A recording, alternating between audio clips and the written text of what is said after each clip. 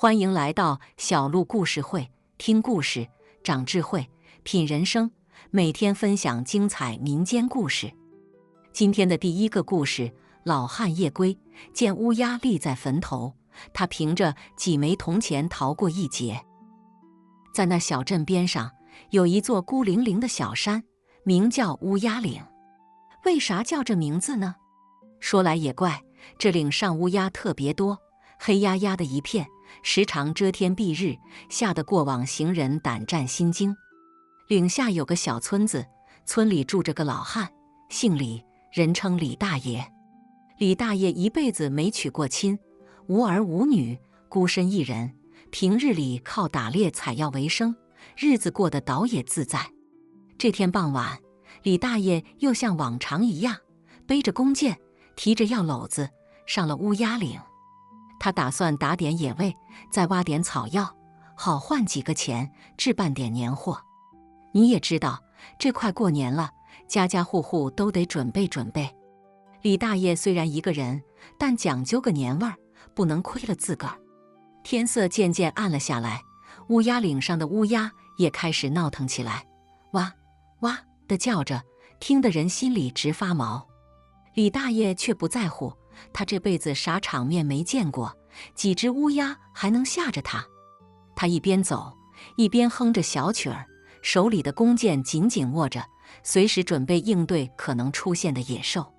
这一路上，李大爷还真打了2只兔子，挖了几株珍贵的草药。他心里美滋滋的，想着这回能换个好价钱，置办一桌丰盛的年夜饭了。眼看着就快到山脚下了，突然一阵冷风吹过，李大爷不由得打了个寒战。他抬头一看，只见前方不远处，一座孤坟的坟头上立着一只乌鸦，那乌鸦浑身漆黑，眼睛闪烁着忧虑的光芒，正死死地盯着他。李大爷心里咯噔一下，暗道：这乌鸦咋这么邪性？他本想绕道走，但又一想，自己一辈子光明磊落，怕啥妖魔鬼怪？于是他壮起胆子，继续往前走。那乌鸦也不动，就这么盯着他，直到他走近了，才哇的一声，振翅高飞，消失在夜色中。李大爷松了口气，心想这下没事了。他加快脚步，想赶紧回家。可就在这时，他忽然觉得背后一阵凉风袭来，紧接着耳边传来一阵低沉的私语声，那声音时隐时现，像是在耳边呢喃，又像是在远处呼唤，听得他头皮发麻。李大爷停下脚步，四下张望，却什么也没看见。他心里暗骂：这他娘的，大白天的，咋还遇上鬼打墙了？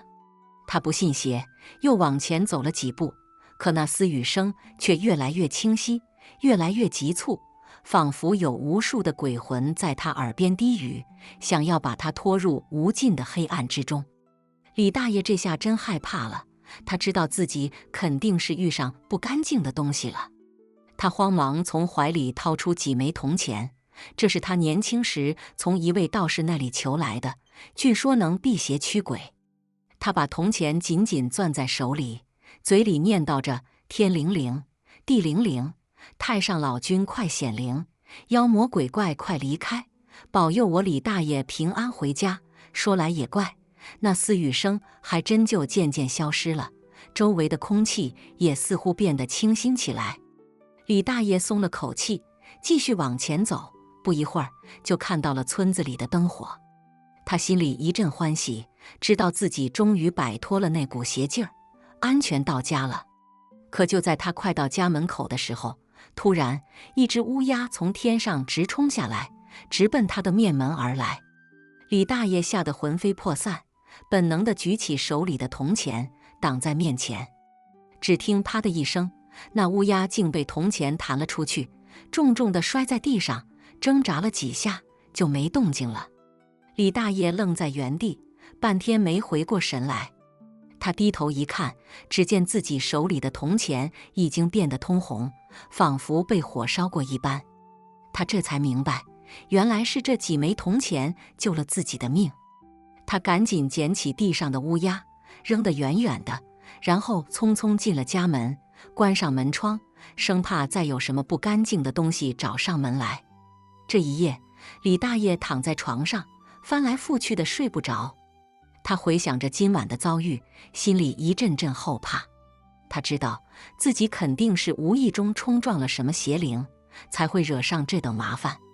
他暗暗发誓，以后再也不去乌鸦岭了，哪怕日子再苦再难，也不能拿自己的性命开玩笑。第二天一大早，李大爷就起了床，打算去镇上的道观里求几道符，压压惊。他洗漱完毕，吃了点干粮，就背着包袱出了门。一路上，他走得飞快，生怕再遇上什么邪事。可就在他快到镇上的时候，突然从路边的小树林里窜出一个人来，拦住了他的去路。李大爷定睛一看，只见那人身穿道袍，头戴道冠，手持拂尘，一副道士打扮。他心中一喜，心想这不是送上门来的救星吗？他赶紧上前，拱手行礼，说道：“道长，您来得正好，我昨晚在乌鸦岭遇上邪事了，请您救救我。”那道士微微一笑，说道：“贫道早已知晓，你且随我来，贫道自有办法助你。”李大爷一听，连忙点头，跟着道士进了小树林。那道士带着他走了没多远，就来到了一座隐蔽的小庙前。那小庙虽然简陋，但香火却十分旺盛，显然是个灵验之地。道士领着李大爷进了庙里，点上香烛，开始做法。只见道士口中念念有词，手里的拂尘在空中划出一道道玄妙的轨迹。不一会儿，只见庙里升起一道青烟，那青烟在空中盘旋了几圈，然后化作一道金光，直射入李大爷的体内。李大爷只觉得浑身一暖，体内的那股寒气瞬间就被驱散了。道士做完法，收起拂尘，对李大爷说道：“贫道已为你驱散了体内的邪气，但你今后仍需小心行事，切莫再冲撞邪灵。这枚玉佩你且收好，带在身上，可保你平安无事。”说着，道士从怀里掏出一枚翠绿的玉佩，递给了李大爷。李大爷接过玉佩，仔细端详，只见那玉佩温润如玉，隐隐透着一股灵气。他知道这肯定是个宝贝。他连忙道谢，把玉佩小心翼翼地戴在了脖子上。道士又叮嘱了几句，就转身离开了。李大爷望着道士远去的背影，心中充满了感激。他知道自己这次能捡回一条命，全靠这位道士的搭救。他暗暗发誓，以后一定要多做善事，积德行善，以报答道士的恩情。从那以后，李大爷果然再也没有遇到过邪事。他安心地过着日子，打猎采药，换来的钱也都用来帮助村里的孤寡老人和贫困儿童。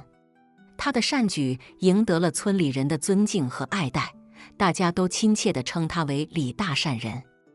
而乌鸦岭上的乌鸦也似乎知道了李大爷的厉害，再也没有骚扰过他。每当夜幕降临，乌鸦们便纷纷飞回岭上，安静地栖息在枝头，再也不发出那令人毛骨悚然的叫声了。这天，村里来了位外乡的算命先生，自称是云游四海，能掐会算。他路过此地，见村子风水不错，便想留下来给大伙儿算算命，积点功德。起初大伙儿都半信半疑，这年头骗子多，谁愿意轻易相信陌生人呢？但李大爷却觉得这位算命先生有点意思，他那双眼睛透着一股子睿智，不像是个骗子。于是李大爷便邀请算命先生到家里做客，还特意弄了几个小菜，烫了一壶酒，两人坐在院子里，一边喝酒一边聊天。几杯酒下肚，算命先生的话匣子也打开了，他跟李大爷说：“老人家，我看您身上隐隐有股灵气环绕，定是个不平凡之人。您最近是不是遇上啥事儿了？”李大爷一听，心里咯噔一下，心想这算命先生还真有两把刷子，便把自己在乌鸦岭遇邪，以及后来道士相救的事儿一五一十地告诉了算命先生。算命先生听完，沉吟片刻，说道：“老人家，您命中注定有此一劫，但好在您福大命大，又有贵人相助，这才化险为夷。不过这事儿还没完，您身上的灵气虽然保住了您的性命，但也招来了更多的关注，以后啊，您得更加小心才是。”李大爷一听这话，心里有点发毛，忙问：“那我该怎么办？”算命先生捋了捋胡子，说道：“您得继续积德行善，多做善事，以抵消身上的怨气。另外，您还得找个高人，给您重新做场法事，彻底清除身上的邪气，否则这事儿还会找上您。”李大爷一听，心里顿时凉了半截，心想这算命先生说的有鼻子有眼的，不会是真的吧？他赶紧追问：“那您知道哪里有高人吗？”算命先生摇了摇头，说道：“高人难寻，缘分难遇，这事儿得靠您自己。不过我可以给您指条路，您去附近的清风山找找看，那里有一座废弃的道观，说不定能找到高人。”李大爷一听，心里便有了主意。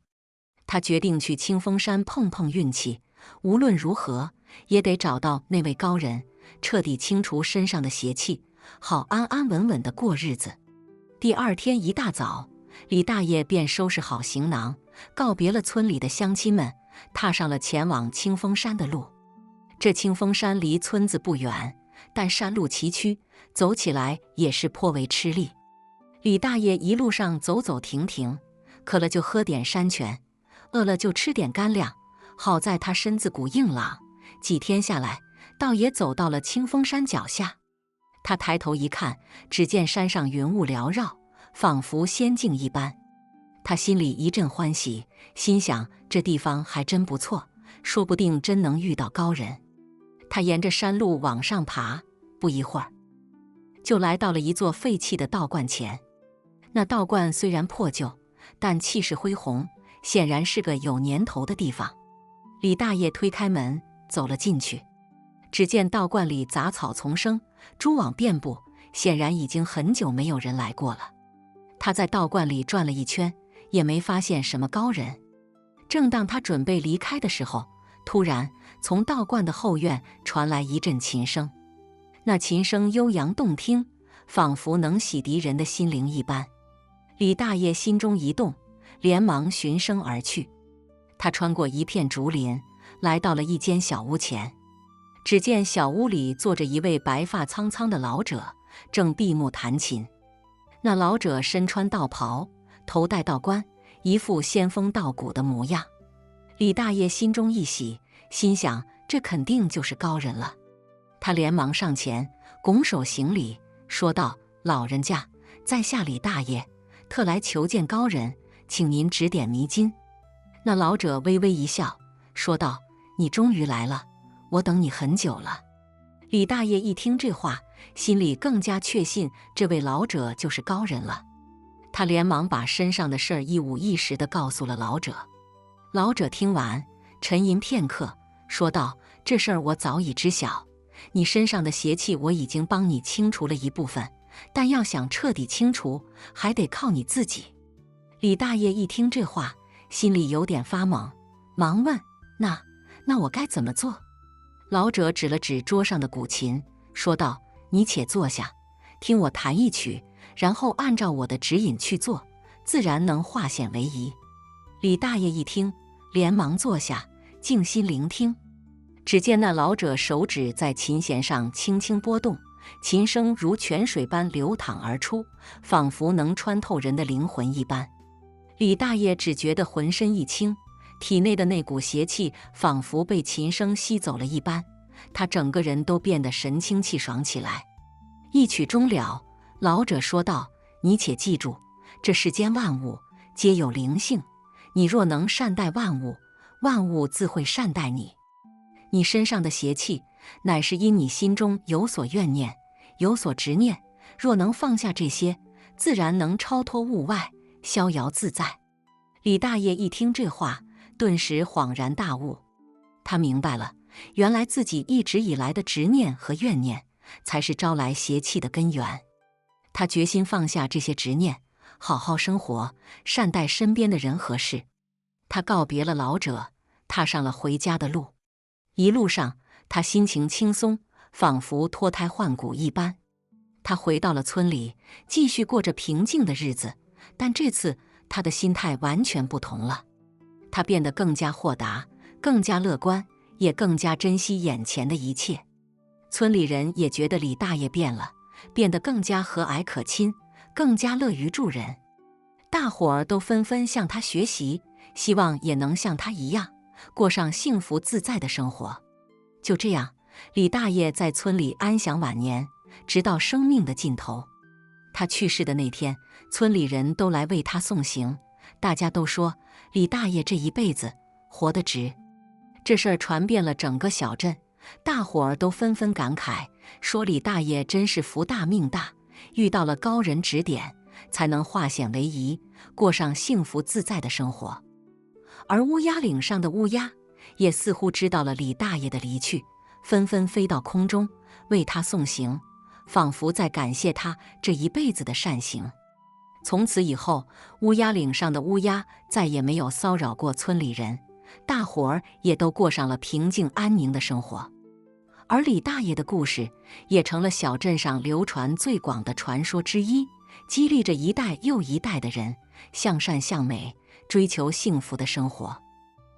今天的第二个故事，老汉吃了一颗仙丹，仙丹却不治病，反而让他变成女人。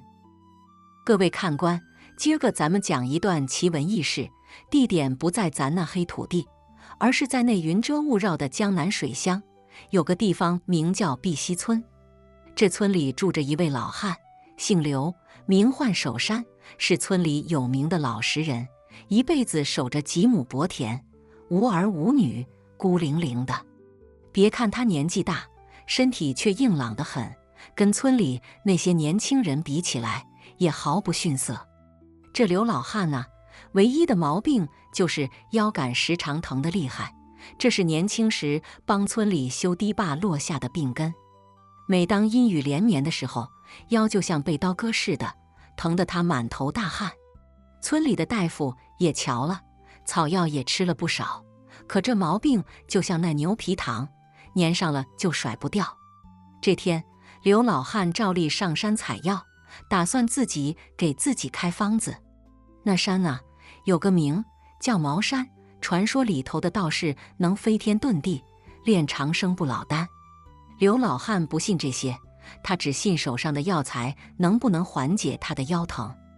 可是这天，他却在山林深处捡到了一个闪着金光的物件。刘老汉小心翼翼地拾起，一瞧，这哪是寻常物件，分明是一颗金光闪闪的仙丹。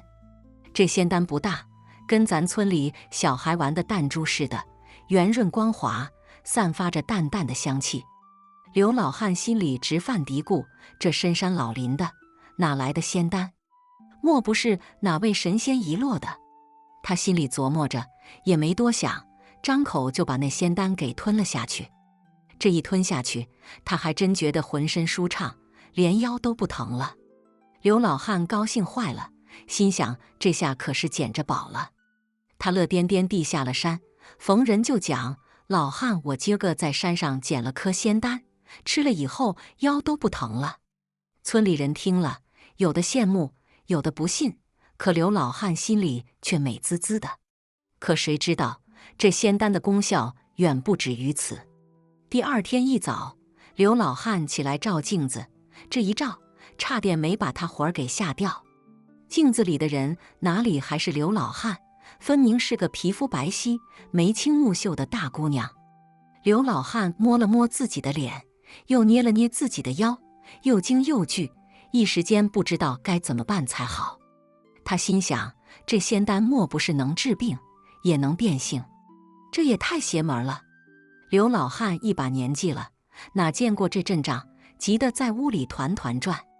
村里人听说刘老汉变成了大姑娘，都纷纷前来围观，大伙儿指指点点的，有的人笑，有的人惊，村里一时热闹了起来。刘老汉无奈，只好躲在屋里不出来。他想起年轻时在村里听到的那些关于茅山的传说，心里嘀咕：这仙丹说不定是哪位仙人的恶作剧。于是他决定上茅山去，找那些道士问个明白。说走就走，刘老汉换了一身干净衣裳，虽然心里100个不愿意，但总比待在家里让人指指点点强。他踏上了前往茅山的路，心里盘算着见了道士该怎么说。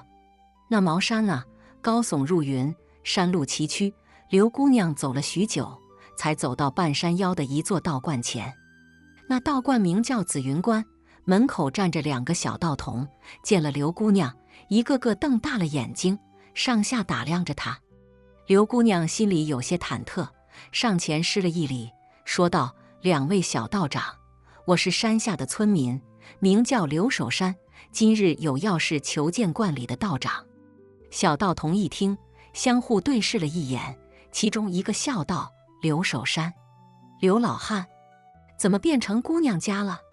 刘姑娘一听这话，知道事情已经传开了，也就不再隐瞒，将吃仙丹的事情一五一十地说了出来。小道童一听，哈哈大笑，领着刘姑娘进了道观。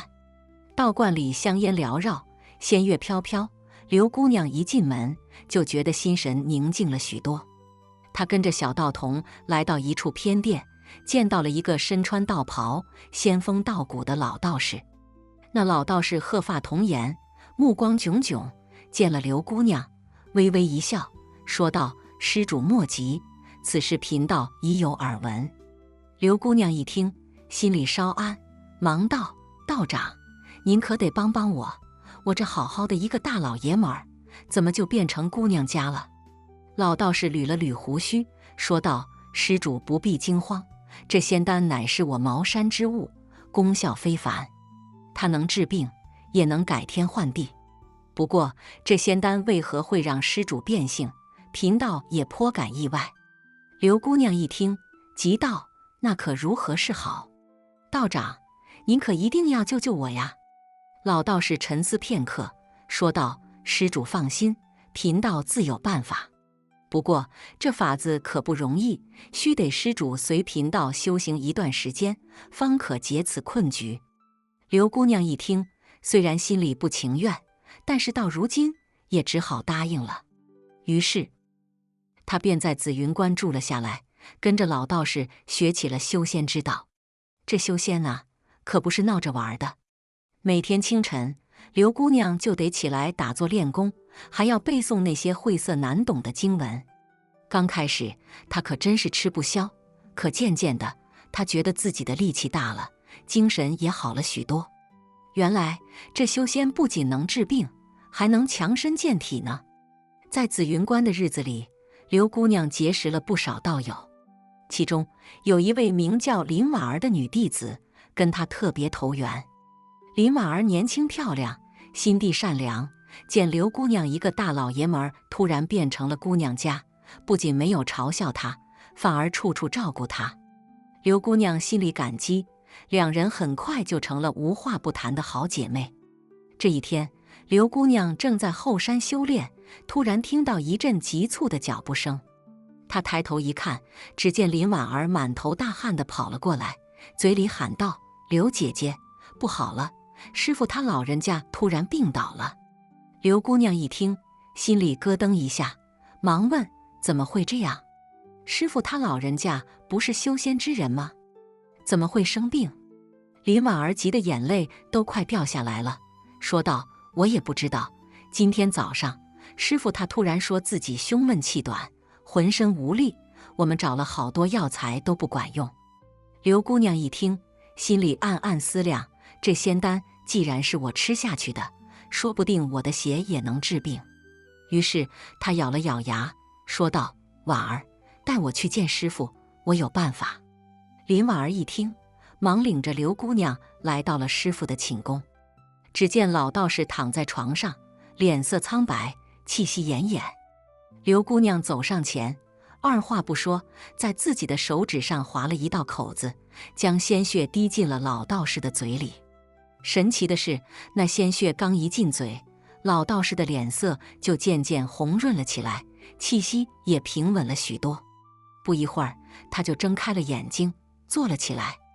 众人一见，都欢呼雀跃起来。老道士看着刘姑娘，眼里满是感激。他说道：“好孩子，你救了贫道一命，贫道真是感激不尽。”刘姑娘笑了笑，说道：“师傅，这是我应该做的。不过，您可得赶紧想办法帮我变回男儿身啊！我可不想一辈子都当姑娘家。”老道士哈哈一笑，说道：“放心，贫道既然答应了你，就一定会做到。不过这法子还得慢慢来，你先随贫道继续修行吧。”刘姑娘一听，只好点了点头。从此，她更加努力地修炼起来，每天都盼望着自己能够早日变回男儿身。而紫云观里也因为她的到来，增添了许多欢声笑语。刘姑娘这一修就是整整3年。这3年里头，她跟着老道士学会了好多本事，不仅能腾云驾雾，还能驱鬼除妖。村里人听说这事儿，都纷纷上山来瞧，一个个看得目瞪口呆，心想这刘老汉可真是走了狗屎运，居然能修仙。可刘姑娘心里却不怎么乐呵，她天天盼夜夜想，就盼着自己能变回男儿身。老道士见她心思重，便安慰她：“孩子，修仙讲究的是缘分，缘分到了，自然就能心想事成。”刘姑娘听了，半信半疑，但也只好继续修行。这一天，她正在后山练剑，突然听到林子里传来一阵呼救声。她忙放下手中的剑，循着声音找了过去。只见一个身穿黑袍的男子正被一群野兽围攻。刘姑娘见状，大喝一声：“住手！”便冲了上去，与那些野兽斗了起来。那些野兽见她厉害，不一会儿便四散而逃。那黑袍男子见状，忙上前道谢：“多谢姑娘救命之恩。”刘姑娘打量着他，只见他长得眉清目秀，但神色却有些疲惫。她问道：“你是何人？为何会在这里？”黑袍男子叹了口气，说道：“我叫陆羽，本是茅山脚下的一个书生，只因家中突遭变故，便上山来寻仙问道，想求一颗长生不老丹。没想到却误入了野兽的巢穴。”刘姑娘一听，心里咯噔一下，心想这陆羽莫不是来寻那仙丹的？她忙问：“你可知道那仙丹的下落？”陆羽摇了摇头，说道：“我不知道什么仙丹，我只是听说茅山上有仙人，便想上来碰碰运气。”刘姑娘一听，失望地叹了口气。她见陆羽可怜，便领着他回到了紫云观。老道士见刘姑娘带了个陌生人回来，便问：“这位是？”刘姑娘忙将陆羽的事情说了出来。老道士一听，点了点头，说道：“既是如此，便让他在观里住下吧。”陆羽便在紫云观住了下来。他每日跟着刘姑娘一起修炼，两人渐渐地成了好朋友。刘姑娘见他人好，便将自己的心事说了出来。陆羽一听，说道：“你放心，我一定会帮你找到变回男儿身的方法。”刘姑娘听了，心里一阵感动。她没想到自己一个陌生人，居然能得到陆羽的真心相待。她看着陆羽，眼里满是感激。这一天，老道士突然把刘姑娘和陆羽叫到了跟前，说道：“孩子们，为师有一个好消息要告诉你们。”刘姑娘和陆羽一听，忙问：“什么好消息？”老道士笑了笑，说道：“为师已经找到了帮你变回男儿身的方法。”刘姑娘一听，激动得差点跳了起来。她忙问：“师傅，是什么方法？”老道士说道：“这方法就在那仙丹之中。当年为师炼制这颗仙丹时，加入了一种名为变性草的草药。这草药能改变人的性别，但也能通过特定的方法解除其效力。”刘姑娘一听，忙问：“那方法是什么？”老道士说道：“这方法便是找到那变性草的解药，名为还原花。这花生长在茅山的深处，十分难得。不过为师已经打听清楚，那花儿最近就要开花了，咱们得赶紧去找。”刘姑娘一听，忙道：“师傅，我去。”老道士摇了摇头，说道：“不行，那花生长的地方十分危险，你一人前去，为师不放心。还是让陆羽陪你去吧。”刘姑娘一听，虽然心里有些不乐意，但也只好答应了。于是她和陆羽便踏上了寻找还原花的旅程。这茅山深处果真是危机四伏，他们不仅要面对凶猛的野兽，还要小心那些陷阱和毒气。刘姑娘和陆羽一路上小心翼翼地走着，生怕中了什么埋伏。这一天，他们来到了一处悬崖边，只见悬崖下面生长着一株奇异的花，那花的花瓣晶莹剔透，散发着淡淡的香气。刘姑娘一看，惊喜地喊道：“师傅，这就是还原花。”陆羽一听，忙伸手去摘，可谁知道那花儿却突然发出了一阵强光，将他俩都震得昏了过去。等他们醒来时，发现自己已经躺在了紫云观的床上。老道士正坐在床边，笑眯眯地看着他们。刘姑娘忙问：“师傅，那花儿呢？”老道士笑了笑，说道：“花儿已经被为师摘回来了，你俩这次能平安归来，真是万幸。”刘姑娘一听，忙道：“师傅，快帮我变回男儿身吧。”老道士点了点头，将还原花的花瓣捣碎，敷在了刘姑娘的身上。不一会儿，刘姑娘就觉得浑身发热，仿佛有什么东西在身体里涌动。等那热劲儿过去，刘姑娘低头一看，自己还真变回了男儿身。她激动地跳了起来，嘴里喊道：“太好了，我终于变回男儿身了！”陆羽见状，也替她高兴。他拍了拍刘老汉的肩膀，说道：“老兄，你可真是好福气啊！”刘老汉哈哈一笑，说道：“这都是多亏了师傅和陆兄弟你啊。”老道士看着他们，眼里满是欣慰。他说道：“孩子们，修仙之路漫长而艰辛，但只要你们心中有信念，就一定能走到最后。”刘老汉和陆羽听了，都点了点头。他们知道自己的修仙之路才刚刚开始。从此，刘老汉便在紫云观住了下来，继续跟着老道士修行。而陆羽也留在了观里，成了刘老汉的得力助手。他们一起斩妖除魔，保护着村里的百姓。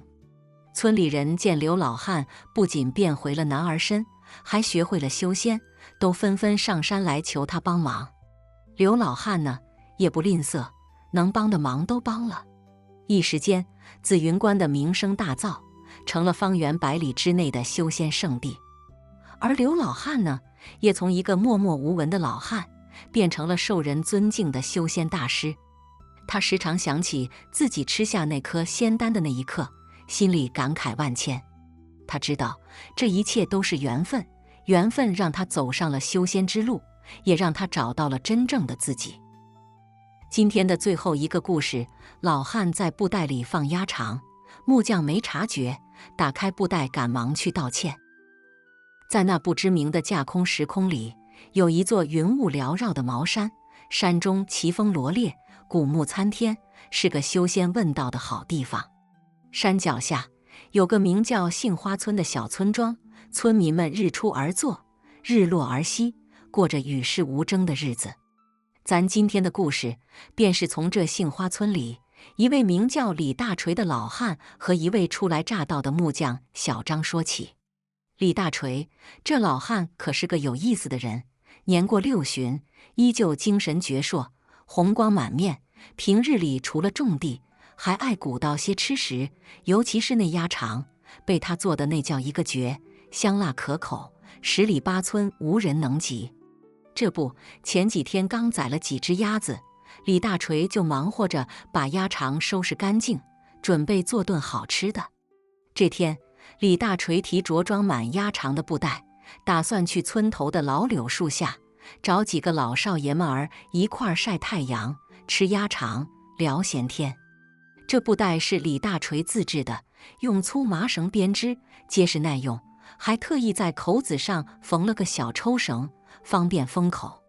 老汉小心翼翼地把鸭肠装进去，系紧抽绳，往肩上一搭，哼着小曲儿就出发了。与此同时，村东头新搬来的木匠小张正忙着给村西头的王大爷家打制一张新床。小张手艺精湛，人也实在，来了没几个月，就在村里赢得了好名声。这天，他刚巧干完活，想着去村里转转，熟悉熟悉环境，顺便看看能不能接到更多的活计。这不，两人就在村头的老柳树下不期而遇了。李大锤一看小张，心里头那个乐呵，心想这小伙子一看就是个实诚人，我得跟他亲近亲近。于是他热情地招呼小张过来坐。小张一看李大锤那和蔼可亲的模样，也不客气，径直走了过去。两人刚坐下，李大锤就迫不及待地从肩上解下布袋，打算拿出鸭肠分享。可他这布袋往旁边一放，小张光顾着听李大锤讲村里的趣事，压根没留意。李大锤呢，一边讲着故事，一边伸手去摸布袋里的鸭肠。这一摸不打紧，却发现布袋不知何时竟松开了口，鸭肠滑了出来，掉在了地上，还沾上了些泥土。李大锤心里一咯噔，这下可好，精心准备的鸭肠全毁了。他连忙弯腰去捡，可泥土已经沾上了，再怎么洗也洗不干净了。李大锤心疼得直咧嘴，但转念一想，这事儿怪自己不小心，可不能迁怒于人。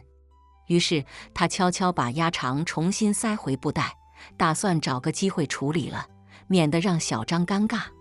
可就在这时，小张无意中一瞥，看到了李大锤手里的布袋和地上的泥土，心里头犯了嘀咕，这布袋里装的啥玩意儿？咋还掉地上了呢？他这一问，李大锤只好硬着头皮说没啥，就是些自家做的吃食，不小心掉地上了。小张一听是吃的，立马来了精神，是啥好吃的？让我尝尝呗。说着就要去解那布袋的抽绳。李大锤一看这架势，心里头那个急呀，可又不好明说，只能一个劲儿的摆手，不了不了，脏了脏了，不好吃了。小张哪知道李大锤的心思，还以为老汉客气呢，更加执意要看看。李大锤拗不过他，只好眼睁睁看着小张解开了布袋。那一刻，他的心都提到了嗓子眼儿。布袋一开，一股混合着泥土和香料的怪味扑鼻而来。小张定睛一看，里面竟然是一堆沾满泥土的鸭肠。他愣住了，脸上的笑容瞬间凝固。李大锤也是尴尬得满脸通红，恨不得找个地缝钻进去。这，小张半晌说不出话来。李大锤见状，连忙起身，一边弯腰捡鸭肠，一边连声道歉：“小张啊，真是对不住，我这老糊涂了。这鸭肠本是打算跟你分享的，没想到都怪我，都怪我。”小张看着李大锤那诚恳的模样，心里的气也消了大半。他深知李大锤是个热心肠的人，这是纯属意外，便说道：“李大爷，您别自责了，这事儿不怨您，是我唐突了。您看这样，这鸭肠也别要了，我去给您买些新的来，咱们再重新做一遍，咋样？”李大锤一听，眼眶都湿润了。他没想到小张这么通情达理，连忙摆手：“不了不了，小张啊，你这份心意我领了，鸭肠就不用买了，我这还有别的吃食呢，咱们吃别的。”可小张是个倔脾气，认定了的事儿八头牛也拉不回来。他站起身，拍了拍身上的尘土，说道：“李大爷，您就别推辞了，这事儿因我而起，我得负责到底。您等着，我这就去集市上买最好的鸭肠回来。”说完，小张头也不回地往村里跑去。李大锤望着他远去的背影，心里头五味杂陈。他没想到自己一个小小的失误，竟然让小张如此上心，这让他既感动又愧疚。时间一分一秒地过去，李大锤在老柳树下焦急地等待着，时不时地站起身张望。村里的人们看到这情景，也纷纷围了过来，询问发生了啥事儿。李大锤只好把事情的经过一五一十地告诉了大家。大伙一听，都纷纷称赞小张是个好后生。终于，夕阳西下时分，小张满头大汗地跑了回来，手里提着一大包新鲜的鸭肠。他一到老柳树下，就迫不及待地打开布袋，展示给李大锤看。李大爷，您看这鸭肠可新鲜了，咱们这就开始做吧。李大锤看着小张那满脸的笑容，心里头暖洋洋的。他拍了拍小张的肩膀，说道：“小张啊，你真是个好孩子，今儿这事儿让我老汉见识到了什么是真正的豁达和善良。来，咱们这就动手，今儿个老汉我亲自下厨，让你尝尝什么才是真正的茅山鸭肠。”说完，两人相视一笑，开始忙活起来。李大锤熟练地处理着鸭肠，小张则在一旁打下手，两人配合得十分默契。不一会儿，一股诱人的香味儿就从锅里飘散开来，引得周围的村民都围了过来，纷纷投来羡慕的目光。就这样，一场由鸭肠引发的风波，最终以一顿美味的晚餐而告终。李大锤和小张也因此结下了不解之缘，成了无话不谈的好朋友。而这段故事也成了杏花村里流传的一段佳话。每当夜幕降临，村民们围坐在篝火旁，总会有人讲起这段温馨而又有趣的往事。欲知后事如何，且听下回分解。咱们下回书再来说说这李大锤和小张如何在茅山之上偶遇修仙高人，从而踏上一段奇妙的修仙之旅。那日，李大锤和小张在杏花村里头，因为一袋鸭肠结下了不解之缘。这事儿传遍了村里的每一个角落，大伙儿都夸小张为人仗义，李大锤心宽体盘。两人也因此成了形影不离的好朋友，时常一块儿喝酒聊天，探讨人生。转眼间，秋风送爽，稻香四溢，又到了收获的季节。李大锤看着自家金黄的稻田，心里头那个美呀，就像吃了蜜一样甜。小张呢，也没闲着，他琢磨着给村里的乡亲们打制些新家具，让大家伙儿都能住得舒舒服服的。这天，两人正坐在村头的大柳树下，啃着刚出锅的玉米棒子，聊着天。突然，一阵急促的脚步声打破了宁静。只见村里的王大爷急匆匆地跑了过来，神色慌张：“大事不好了！咱们村的稻田里出现了好多奇怪的虫子，把稻子啃得千疮百孔，这可咋办呢？”王大爷喘着粗气，一脸焦急。李大锤一听，眉头紧锁，心里头那个急呀！要知道，这稻田可是乡亲们的命根子，要是真被虫子给毁了，那大伙儿这一年的辛苦可就白费了。他连忙站起身，拍了拍身上的尘土，说道：“大爷，您别着急，咱俩这就去稻田里看看，想想办法。”小张一听，也立马站了起来，把手里的玉米棒子一扔，说道：“对，咱们一块儿去，总会有办法的。”于是三人匆匆赶往稻田。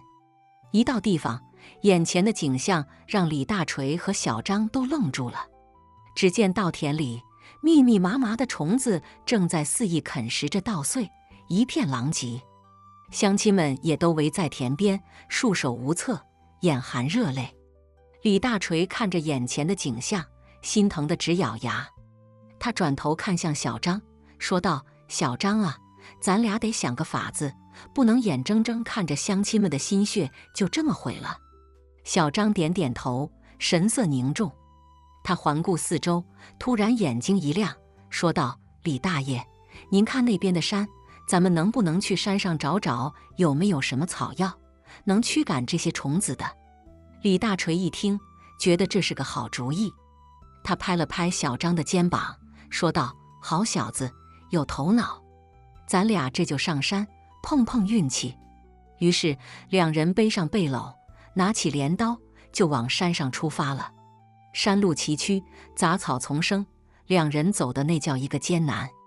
可一想到乡亲们期盼的眼神，他们咬咬牙，继续前行。不知走了多久，两人终于来到了一片茂密的树林。树林里鸟鸣声声，清风拂面，让人心旷神怡。李大锤和小张深吸一口气，仿佛瞬间充满了力量。他们开始仔细搜寻，希望能找到能驱赶虫子的草药。功夫不负有心人，经过一番苦苦寻找，两人终于在一片岩石缝隙中发现了几株奇怪的植物。这植物叶片宽大，茎杆粗壮，散发着淡淡的清香。李大锤小心翼翼地挖了几株，放进背篓里，说道：“小张啊，你看这植物，说不定就是咱们要找的草药呢。”小张一看，也觉得十分有可能。他点了点头，说道：“那咱们赶紧下山试试看吧。”于是两人匆匆下山，回到稻田。乡亲们一看他俩回来了，都围了上来，七嘴八舌地询问情况。李大锤把背篓里的草药拿出来，给大家伙看，说道：“乡亲们，咱们试试这草药，看看能不能驱赶虫子。”大伙一听，都纷纷点头，表示愿意一试。于是李大锤和小张开始忙碌起来。他们按照李大锤多年的种地经验，把草药捣碎，加水熬制，然后喷洒在稻田里。时间一分一秒地过去，大伙儿都屏住呼吸，紧张地等待着结果。终于，奇迹出现了。那些原本肆虐的虫子，一接触到草药水，就开始四处逃窜，不一会儿就消失得无影无踪了。乡亲们一看，都欢呼雀跃起来，纷纷称赞李大锤和小张是村里的英雄。李大锤和小张看着大伙儿那高兴的模样，心里头也美滋滋的，仿佛吃了蜜一样甜。这事过后，李大锤和小张在村里的名声更响了，大伙儿都夸他俩聪明能干，心地善良。两人呢，也依旧保持着那份淳朴和热情，时常帮助乡亲们解决各种难题。转眼间，又是一年冬去春来，杏花村里万物复苏，生机勃勃。李大锤和小张坐在村头的大柳树下，看着远处绿油油的稻田，心里头那个美呀，就像喝了二锅头一样舒坦。小张啊，你说咱们这辈子能遇到这么多好心人，是不是前世修来的福分呢？李大锤感慨地说道。小张一听，哈哈大笑，说道：“李大爷，您说的没错，咱们这辈子啊，就是来享福的。有您在，有乡亲们在，我这心里头啊，比啥都暖和。”两人相视一笑，继续聊着天。阳光洒在他们身上，暖洋洋的，仿佛连时间都放慢了脚步。杏花村里回荡着他们爽朗的笑声和那悠扬的笛声，一切都显得那么和谐，那么美好。然而他们并不知道，就在这个看似平静的村庄里，一场更大的挑战正在悄悄酝酿。但无论未来如何，李大锤和小张都坚信，只要大伙儿齐心协力，就没有克服不了的困难。他们的故事就像那流淌在村头小溪里的水，永远清澈，永远流淌，激励着一代又一代的杏花村人勇往直前，永不言败。咱们的故事也就讲到这儿了。李大锤和小张，还有杏花村里的乡亲们，他们的生活还将继续，他们的故事也将永远流传。好了，今天的故事就听到这了。如果您想发表自己的看法，可以在视频下方随意留言。如果您喜欢我的视频，记得订阅加分享。小鹿祝您好运连连，我们下个视频再见。